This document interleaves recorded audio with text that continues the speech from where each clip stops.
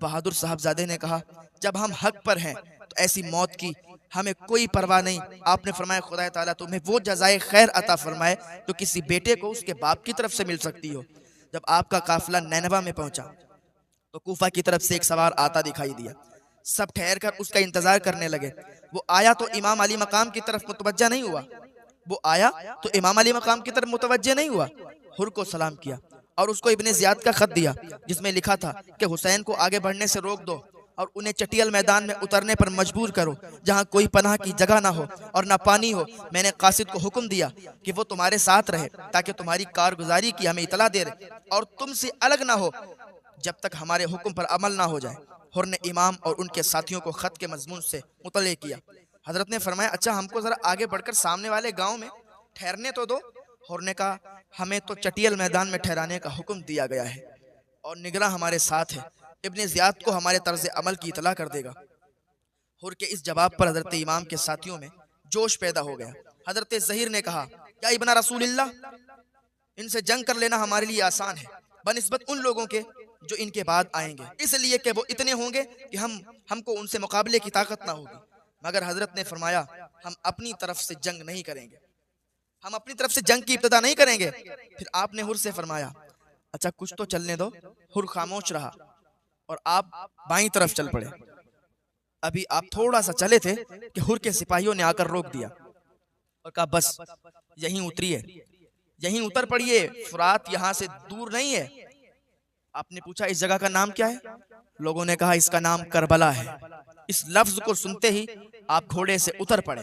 फरमाया, ये करबला है जो मकाम करबोबला है, यही हमारे ऊँटों के बैठने की जगह है, यही हमारे मालो असबाब उतरेंगे और इसी मकाम पर हमारे साथी कत्ल किए जाएंगे। ये मुहर्रम 61 हिजरी की दूसरी तारीख पंजशंबा जुमेरात का दिन था जब हुर ने हजरत इमाम हुसैन रदी अल्लाह ताला अन्हु को करबला में उतरने पर मजबूर कर दिया तो उसने इब्ने ज़ियाद को इस बात की इतला दी। ये वक्त वो था जबकि ईरान में बगावत हो गई थी। फिर उमर बिन साद को 4000 फौज का सरदार बनाया गया था और रे की हुकूमत का परवाना लिख कर दिया गया था। इब्ने साद अपनी फौज के साथ निकलकर अभी थोड़ी ही दूर पहुंचा था कि इब्ने ज़ियाद ने उसे वापस बुलाकर हुक्म दिया कि पहले हुसैन की मुहिम सर करो, के बाद ईरान की तरफ रवाना हो।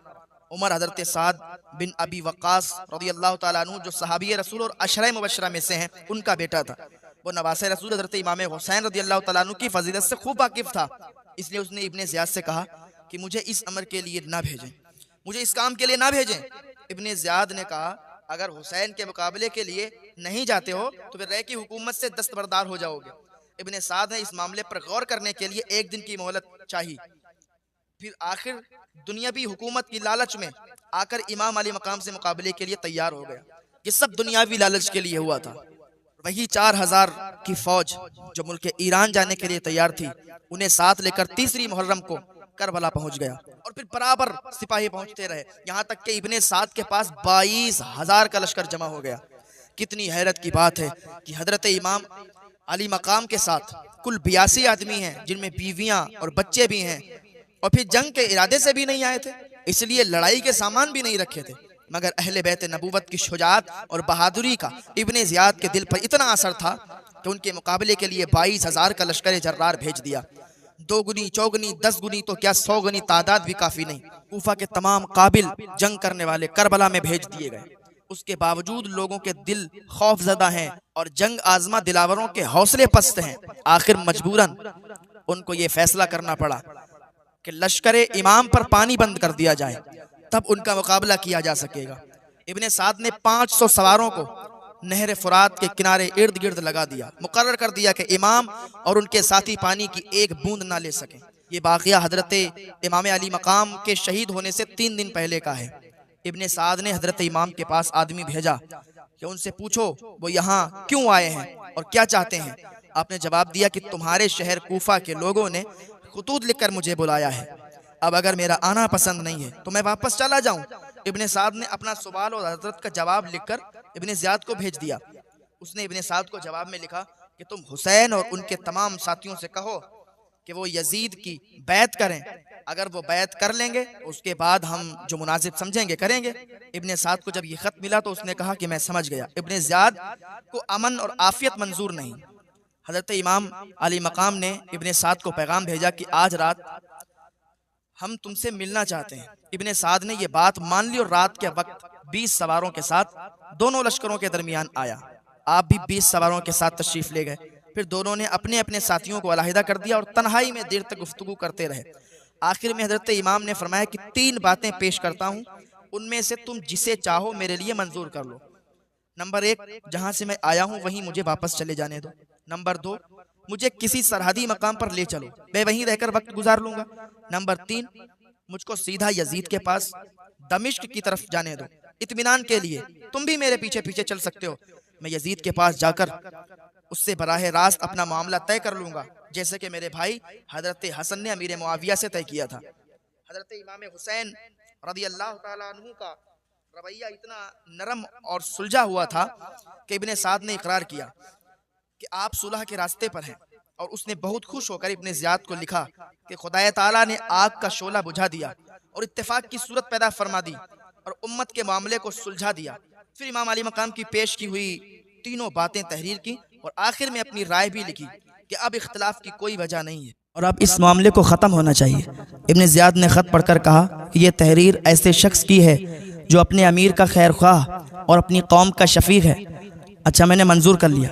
ये सुनकर बदवक्त शिम्र उठकर खड़ा हुआ और कहा, क्या आपकी बात उनकी कबूल करते हैं जबकि वो आपकी ज़मीन पर उतरे हुए और आपके पहलू में हैं?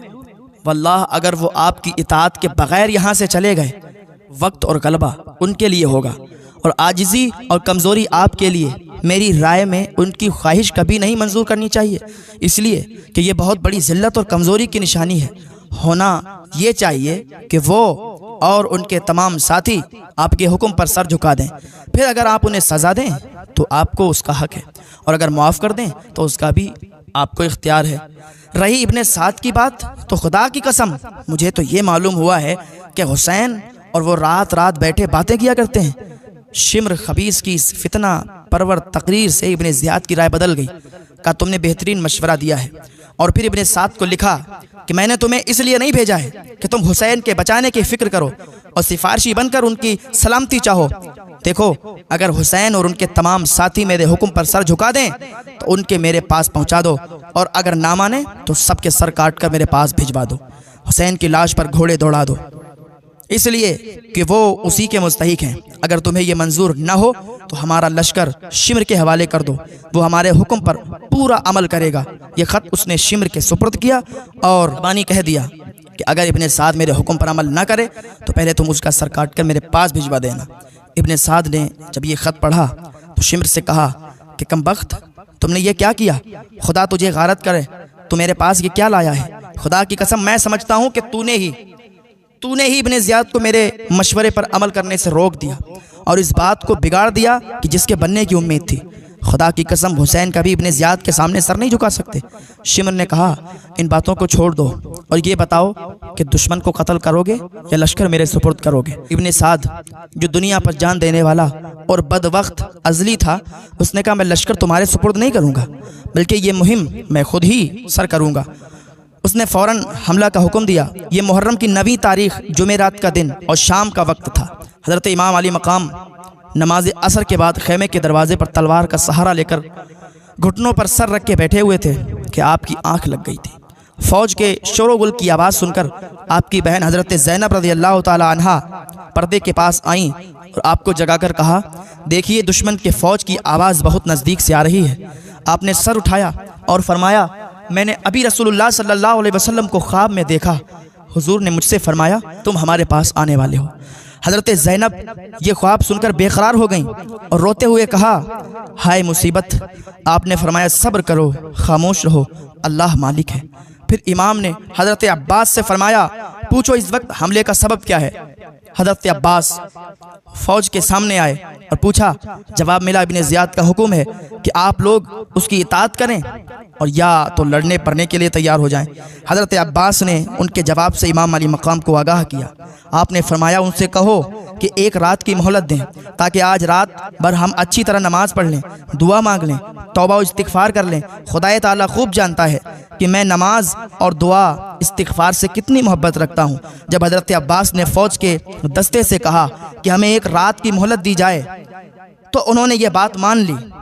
उसके बाद हज़रत इमाम हुसैन रज़ियल्लाहु ताला अन्हु ने अपने साथियों को जमा किया और उनके सामने ये तकरीर फरमाई कि सब तारीफ़ें खुदा ताला के लिए हैं, आराम और तकलीफ़ हर हाल में उसका लश्कर है। ऐ अल्लाह, मैं तेरा शुक्र बजा लाता हूँ, तूने हमें अहले बैत नबुव्वत की इज़्ज़त अता फरमाई, कुरान का इल्म दिया, दीन की समझ अता फरमाई और सुनने वाले कान, देखने वाली आँखें और दिल की नेमतों से मालामाल फरमाया।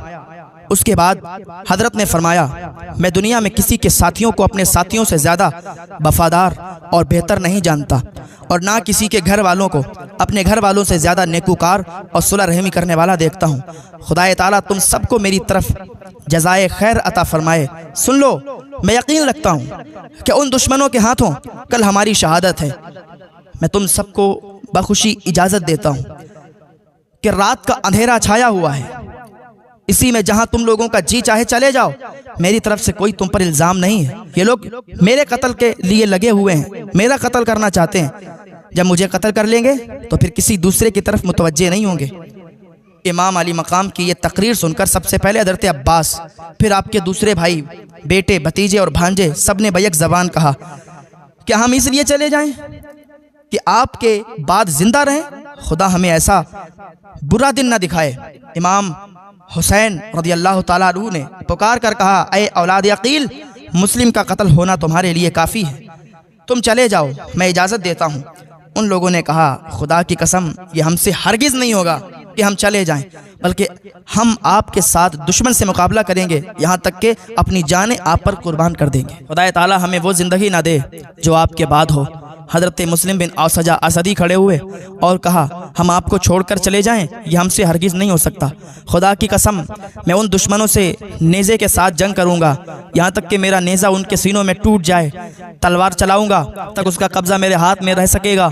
खुदा की कसम, अगर मेरे पास हथियार ना होंगे तो मैं पत्थर मारूंगा, पत्थर मार मार कर दुश्मनों से लड़ूंगा और इस तरह मैं अपनी जान आप पर निछावर कर दूंगा। हज़रत साद बिन अब्दुल्ला हनफी ने कहा, खुदा की कसम, आपका साथ छोड़कर हम नहीं जाएंगे जब तक कि खुदा की बारगाह में ये साबित ना कर दूं कि हमने रसूलुल्लाह सल्लल्लाहु अलैहि वसल्लम के नवासे की कैसी हिफाजत की है। खुदा की कसम, अगर मुझे ये मालूम हो कि मैं कत्ल किया जाऊं, मैं कत्ल हो जाऊंगा, फिर जिंदा किया जाऊंगा और फिर जीते जी जिला दिया जाऊंगा और मेरी राख हवा में उड़ा दी जाए और इसी तरह 70 मरतबा मेरे साथ होगा, फिर भी मैं आपका साथ नहीं छोड़ूंगा। और ये तो एक ही मरतबा कत्ल होना है, फिर उसके बाद दायमी इज्जत है जो कभी ख़त्म होने वाली नहीं है। हज़रत ज़हीर ने कहा, खुदा की कसम, मैं ये चाहता हूँ कि मैं कत्ल किया जाऊँ, फिर जिंदा किया जाऊँ, फिर कत्ल किया जाऊँ, ऐसे ही मेरे साथ 1000 मरतबा हो, मगर खुदा ताला आपको और आपके नौजवानों को बचा ले। इसी तरह आपके तमाम साथियों ने अपनी अपनी अकीदत और जानिसारी जाहिर की और सबका मतलब यही था कि यह हरगिज़ नहीं हो सकता कि हम आपसे जुदा हो जाएं, बल्कि हम अपने हाथों, अपनी गर्दनों और अपनी पेशानियों से आपको बचाएंगे, यहाँ तक कि अपनी जानें आप पर कुर्बान कर देंगे। उसके बाद आप और आपके तमाम साथियों ने नमाज और दुआ और तौबा इस्तिग़फ़ार में सारी रात गुजार दी और उसके साथ ही खेमों की पुष्ट पर खंदक खोदकर लकड़ियां भर दी ताकि जंग के वक्त उनमें आग लगा दी जाए तो दुश्मन पीछे से हमला ना कर सके। आशूरा की रात ख़त्म हुई और 10वीं मुहर्रम की